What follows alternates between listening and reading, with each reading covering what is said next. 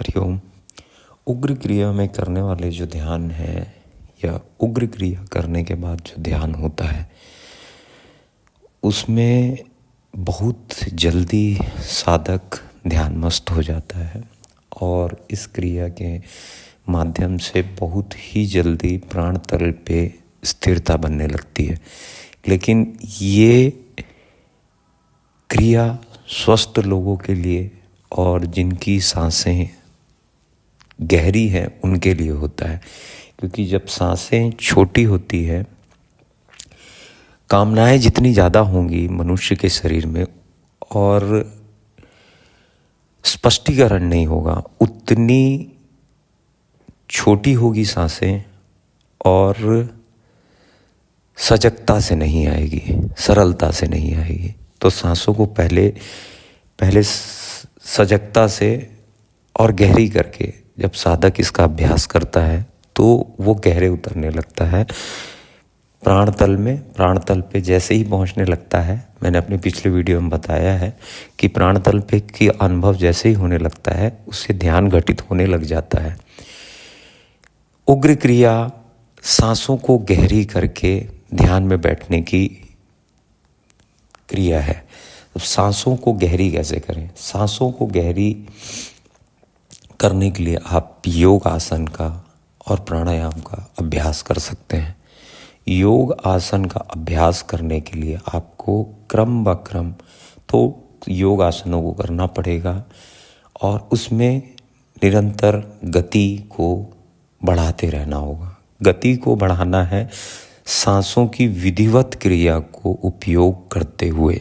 अगर सांसों को विधिवत तरीके से उपयोग अगर साधक नहीं कर रहा है तो उसे ये अनुभव नहीं होगा कि सांस जो है मतलब कहाँ और किस तल तक जा रही है। सामने की ओर झुकना है अगर हमको आसन में तो हमारी सांसों की क्रिया क्या रहेगी, और हमको अगर पीछे की ओर जाना है तो हमारी सांसों की क्रिया क्या रहेगी।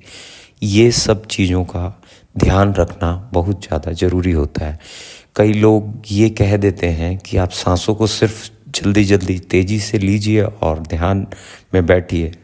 ध्यान लगेगा लेकिन वो उस समय तक के लिए ही लगेगा जब तक आपके शरीर में कंपन रहेगी और जब तक आपके शरीर में कंपन, आपके शरीर की कंपन को आपका मस्तिष्क महसूस करेगा।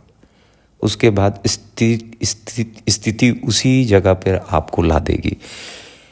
उग्र क्रिया में अगर आप धीरे धीरे आसनों को बढ़ाते हैं,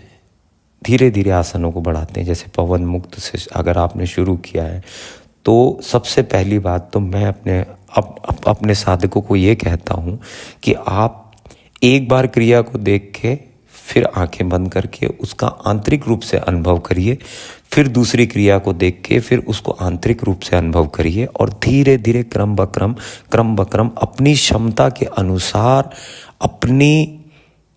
अपने शरीर की क्षमता के अनुसार अपने तपस्या को बढ़ाइए।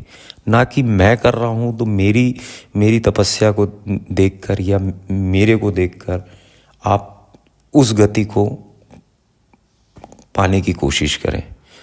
गति आएगी क्योंकि शरीर एक जैसी ही क्रिया करता है।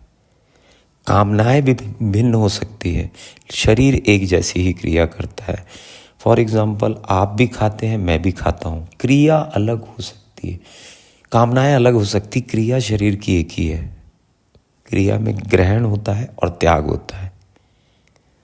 इस संसार में सिर्फ दो ही चीज़ें, ग्रहण और त्याग। आप या तो ग्रहण कर लीजिए, आप ग्रहण करके अगर आपको लगता है कि कोई चीज़ का अनुभव होगा तो आप ग्रहण कर लीजिए, अन्यथा त्यागना ही पड़ता है। जन्म लेता है मनुष्य और उसे जीते हुए देह को त्यागना पड़ता है।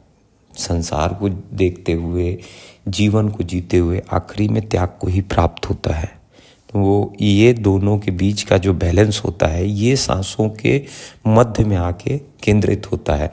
तो सांसों के मध्य में जब आपको केंद्रित आप अपनी सांसों को सजगता से और समझते हुए गहरी कर करके अगर आप आसन में बैठेंगे या ध्यान में बैठेंगे तो आपकी चेतना प्राण तल पर जाएगी और जितनी ज़्यादा कामनाएं होंगी और जितनी ज़्यादा स्पष्टीकरण नहीं होगा, मैंने पीछे बताया, उतनी सांसें आपकी धीरे धीरे धीरे धीरे छोटी होती जाएंगी। आपको सिर्फ ये करना है कि हमें जिस भी क्रिया को, किसी भी एक क्रिया को पकड़ लीजिए। अगर आपको प्राणायाम की क्रिया से आपको अगर सरलता लगती है तो आप प्राणायाम की क्रिया पकड़ लीजिए। अगर आपको योग आसनों में सरलता लगती है तो आप योग आसन की क्रिया को पकड़ सकते हैं। देखने वाली बात सिर्फ एक ही है कि प्राण तल तक आपको स्थिरता बनानी है।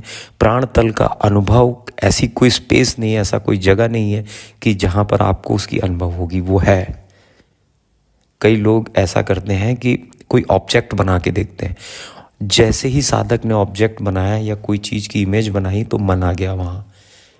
मन से ही परे होना है। जो ये काल्पनिक आवरण है, इसी को तोड़ते हुए हमको आगे जाना है। सब कुछ है, मन भी है, संसार भी है, सब कुछ है, लेकिन कुछ है जो इस शरीर के अंदर में विराजमान है, तभी आप हैं।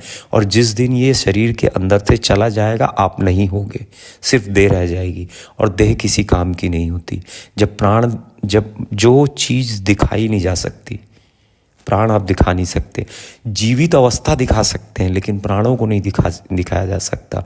इसीलिए मैं बार बार कहता हूँ कि हिसाब जो है वो देह का नहीं है, सांसों का है।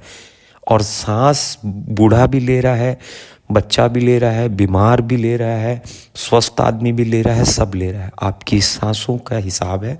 और सांसों की हिसाब है, इसकी वजह से आपकी देह है। नहीं तो देह मट्टी है, उसके सांसों के बिना या प्राणों के बिना देह मट्टी है। तो उग्र क्रिया बहुत अच्छा साधन है ध्यान मस्त होने में, लेकिन इसकी विधिवत तरीका अगर आपको नहीं पता है तो मैं तो ये आपको राय नहीं दूंगा कि आप इसका अभ्यास करें। हाँ, धीरे धीरे अगर आप अपनी सांसों को समझ के या पूरे आसनों का अभ्यास सांसों की क्रिया के साथ में अगर आप करते हैं तो आप इसके योग्य होते हैं कि आप उग्र ध्यान के योग्य होते जाते हैं। उग्र ध्यान में एक चीज़ और देखना है। फॉर एग्जाम्पल मैं आपको बता देता हूँ कि अगर आप आसन चूज़ करते हैं तो आप सूर्य नमस्कार को जैसे आपने अपनाया, तो आप सूर्य नमस्कार को पहले अपनी क्षमता के अनुसार करिए और धीरे धीरे उसको बढ़ाते 24 राउंड तक लेके आइए। जैसे एक पाँव से 12 और दूसरे पाँव से 12। उसके बाद आराम से बैठ जाइए, आँखों को बंद करिए। आँखों को बंद करने के बाद में आप सिर्फ सांसों को सामान्य की स्थिति में लाने के बाद में सिर्फ आँख बंद करके बैठेंगे।